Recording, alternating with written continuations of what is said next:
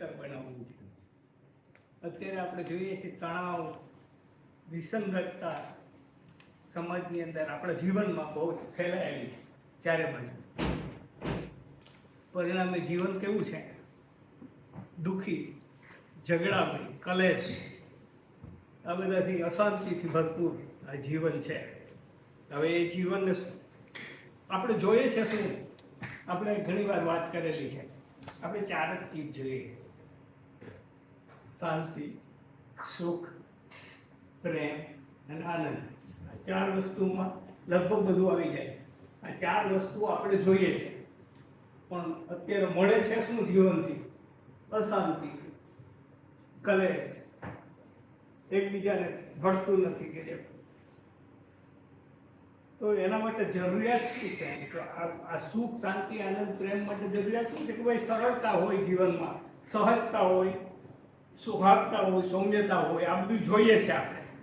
પણ આ ગુણો વિકસાવવા માટે સમજણની આવશ્યકતા છે. શું જોઈએ છે? મેઇન વસ્તુ સમજણ છે. જો સમજણ ડેવલપ થાય તો પોઝિટિવિટી આવે.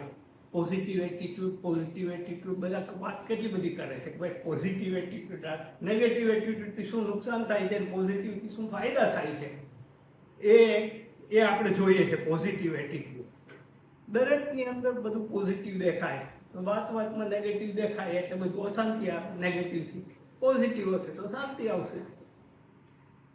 આ ગુણ વિકસાવવા માટે આપણે સમજણની આવશ્યકતા. આ માટે આ ગુણોને સમજવાની જરૂર છે. કયા ગુણોને સમજવાની જરૂર છે? આ બધું આપણે વિકસાવવું છે. આ જોઈએ છે ચાર વસ્તુ: સુખ, શાંતિ, પ્રેમ અને આનંદ. એના માટે શું જોઈએ? તો કે ભાઈ વિવેક. આપણી બુદ્ધિમાં વિવેક બુદ્ધિ કહેવાય. એ બુદ્ધિમાં વિવેક હશે તો જ બધા વ્યવહાર, ઇન્ટરપર્સનલ રિલેશનશીપ, ચાહે પત્ની સાથેનો વ્યવહાર હોય, ચાહે આપણા ફાધર મધર સાથેનો હોય, બાળકો સાથેનો હોય, કે પછી આપણા સહયાર્થીઓ સાથેનો હોય, એ વ્યવહાર જો વિવેક બુદ્ધિ નહીં હોય તો જેમ તેમ કરશું. સમત્વ દ્રષ્ટિ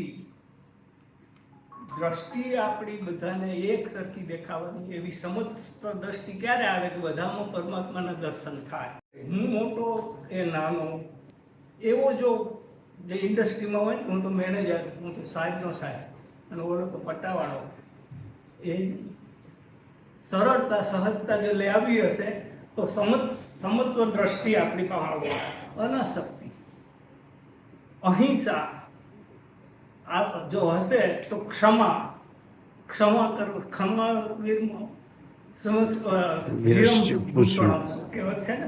જે કરી શકે છે એ મહાન ગણાય, એટલે શક્તિમાન છે.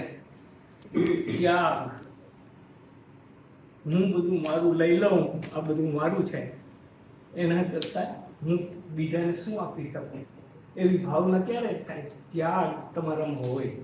અને સમજણપૂર્વકનો ત્યાગ હશે તો શું વૈરાગ્ય આવશે. ત્યાગ તો ખરો, પણ સમજણપૂર્વકનો ત્યાગ. આ દ્રાક્ષ ખાટી છે એટલે છોડી દઉં છું એવું નહીં, પણ આ દ્રાક્ષ મારા માટે જરૂરી નથી અને એમના માટે જરૂરી છે એટલે હું એમને આપું છું. સમજ્યા? તો જ તમારે આ પ્રાર્થના. તો પછી શું થાય કે ભાઈ પ્રાર્થના, ભક્તિ અને ધ્યાન આપણામાં આવે. આપણને એમ લાગે કે ઈશ્વર બધે સર્વત્ર ઈશ્વરનું રાજ છે, બધું એમનું છે, હવા એનું, પાણી એનું, બધું એનું. એ છે તો હું જીવું છું, એની હાજરીથી મારું તંત્ર ચાલે છે. આવો સાહેબ, આવો.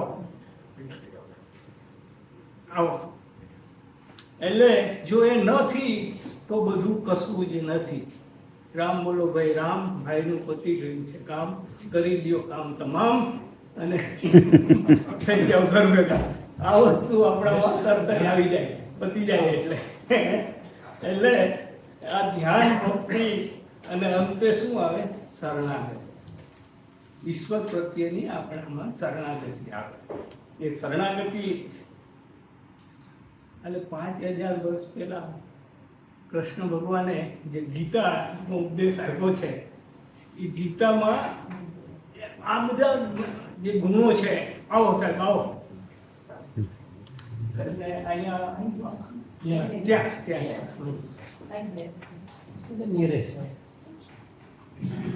આ બધા જે ગુણોની વાત આપણે કરીએ છીએ એમાં ઘણા ગુણો હજી બાકી છે. અમાનત્વમ,